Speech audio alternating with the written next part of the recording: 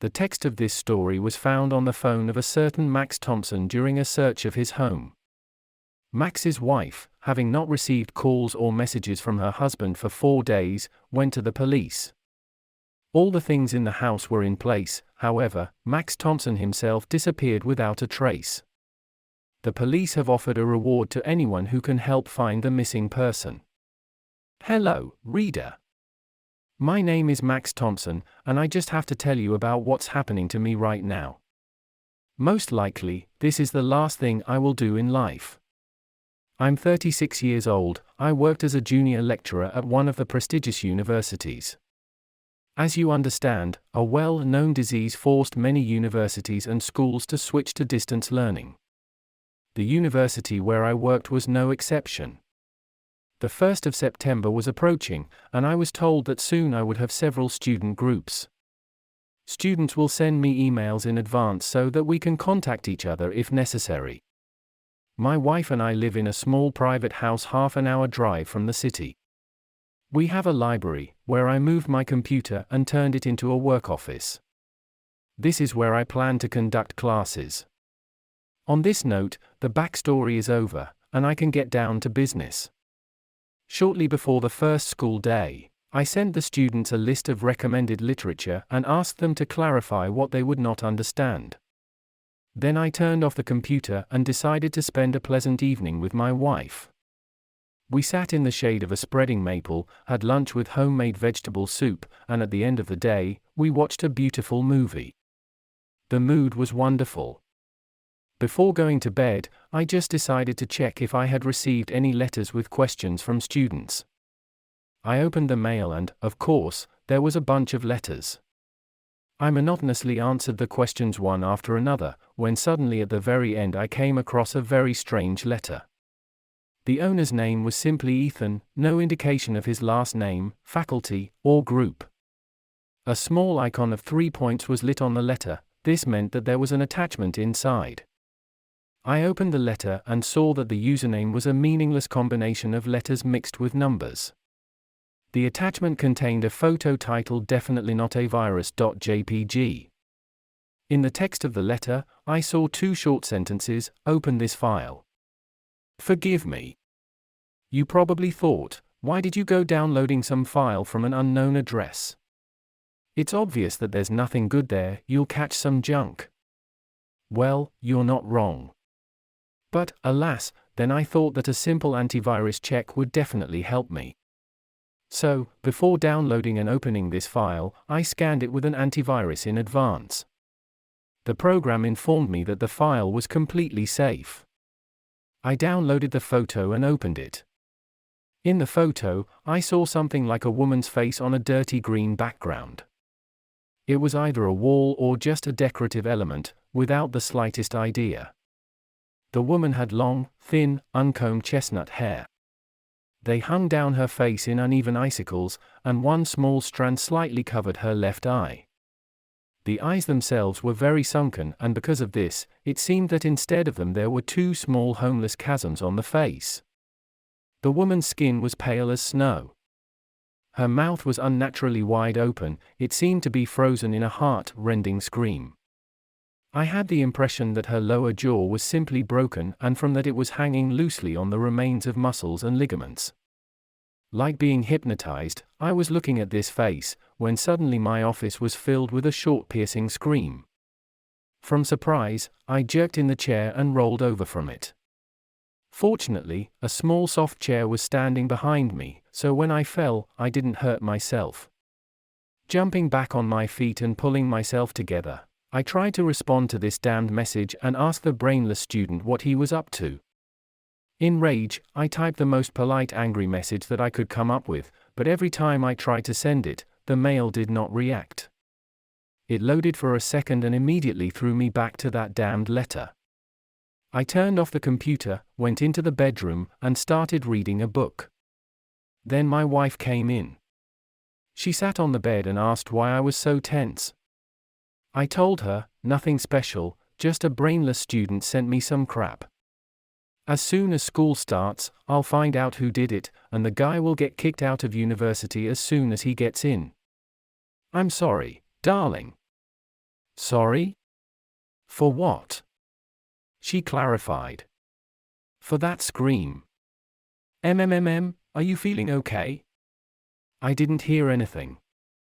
I lay in bed and looked at my wife in bewilderment. This hellish roar should have reached the city and woken everyone up to the devil's mother, and she didn't even flinch. I told her that I was probably very tired and I just needed to sleep. I wrapped myself in my part of the blanket, lay on my side, and turned away from my wife. She shrugged, lay down next to me, and in the light of a cozy soft blue night light began to read some scientific journal.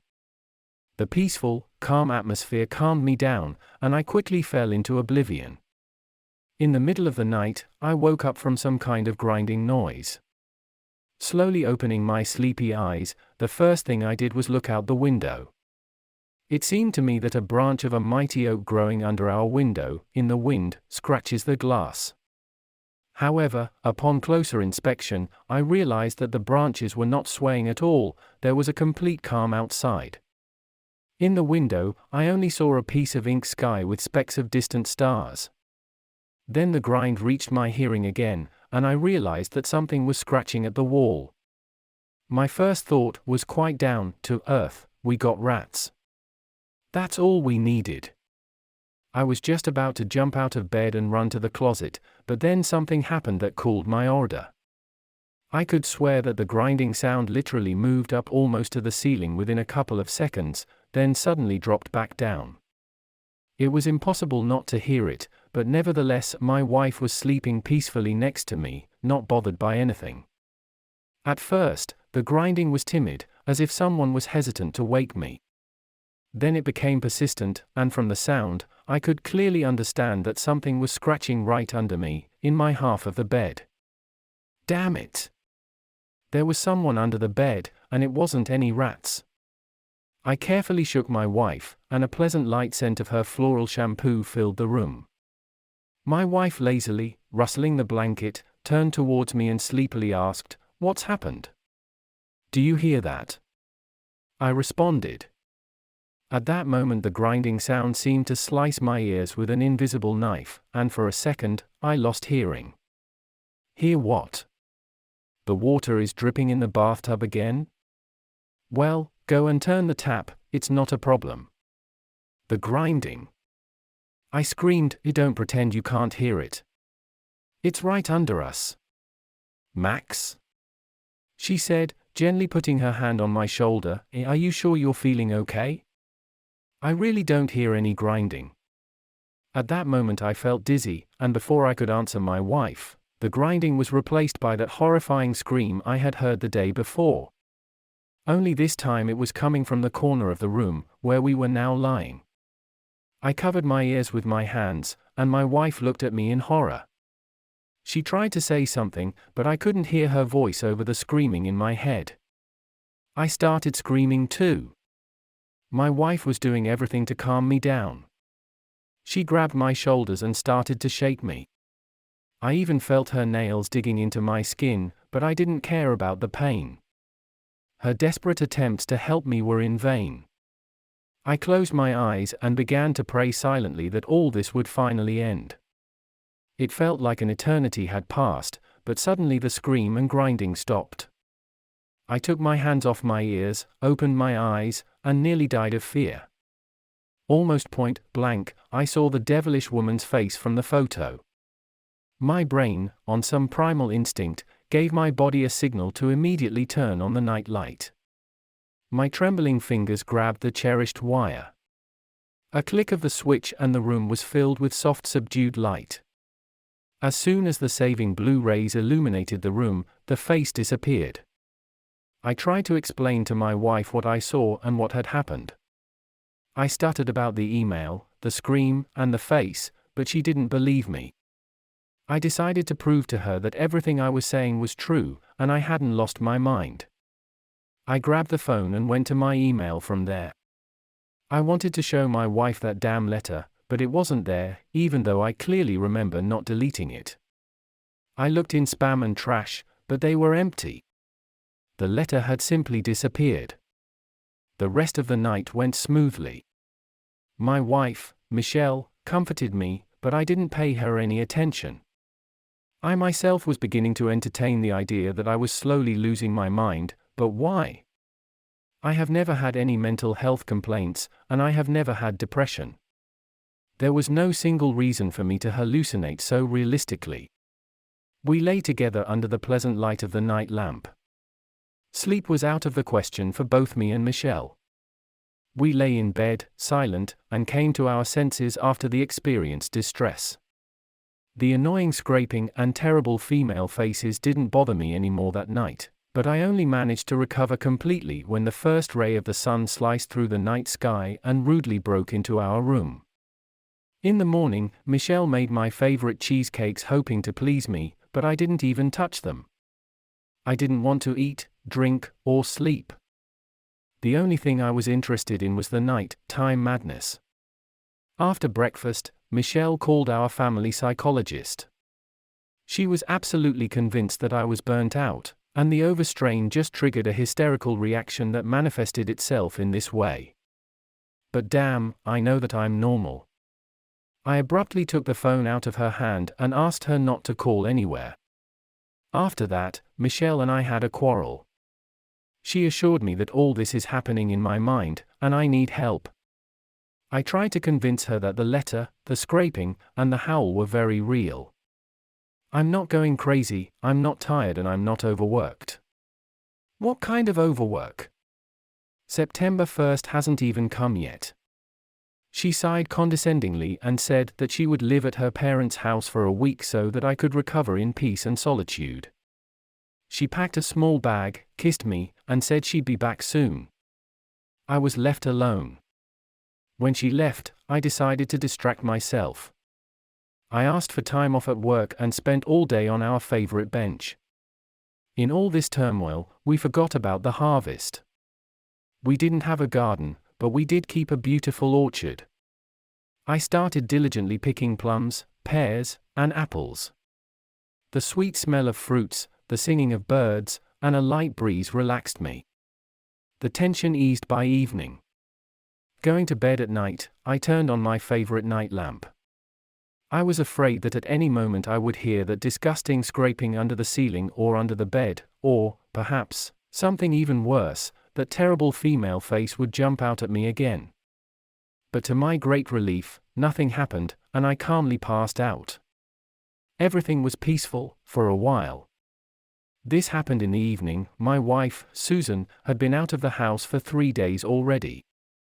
The weather seemed to have a tantrum. It started to rain heavily, thunder roared, and lightning crackled in the sky. The strongest wind bent our favorite trees back and forth, and inevitably, the power went out in the house. I got a notification in my mail, a new letter from Ethan, and again with an attachment.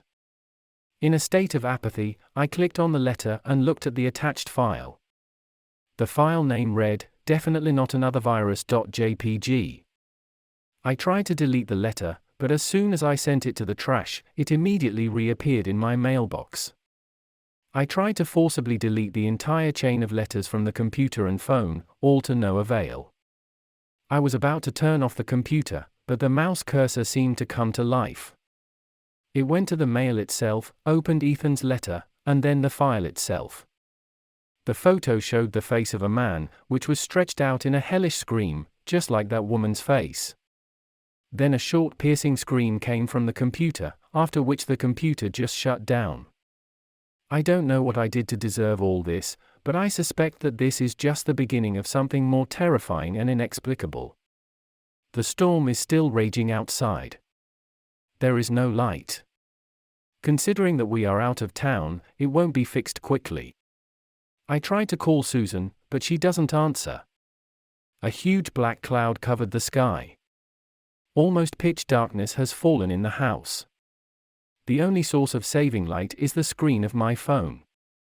It only has 15% charge left. God, help me. It started scratching the walls. Goodbye.